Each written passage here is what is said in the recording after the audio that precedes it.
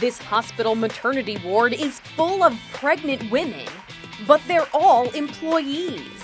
15 staff members at NYU Winthrop Hospital in Long Island, New York are expecting babies, and they all work in the labor, delivery, and neonatal intensive care units. Wait, you too? And I'm like, yeah, me too. It's definitely something that you think, yeah, are we drinking something? Are we rubbing your belly on something? That this has kind of happened. We're all really, really lucky.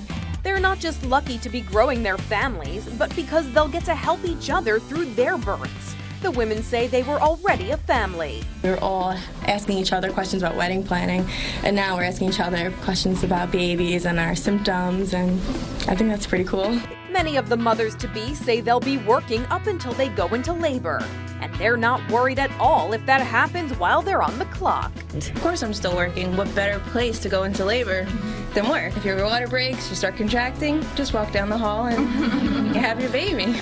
But as these staff members go on maternity leave one by one, their supervisors say several other staff members are finishing up their parental leave to come back to work.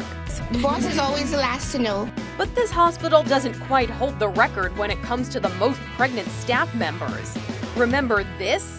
One after another, after another, after another. 16 nurses at the intensive care unit at Banner Desert Medical Center in Mesa are all currently expecting their own bundles of joy. They're wondering what's in the water. Some of the patients are even wondering what is going on.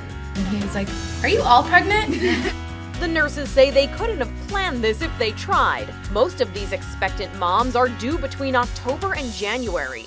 But hospital staff says the community doesn't have to worry about a nurse shortage. We've been planning for this for months. Even though they will be limited in what they can treat. Certain infections, and then also chemotherapy drugs can be very toxic to the fetus. The hospital is making accommodations to keep them safe, which these moms say is a big relief during what can be a stressful time.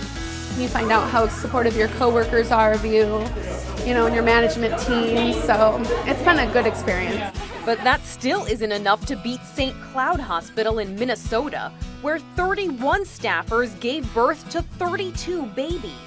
This is Bria, she's number 13. This is Brecken, he's number 21. This is Milo, number 31, born on Christmas. One staffer went home with 2 babies.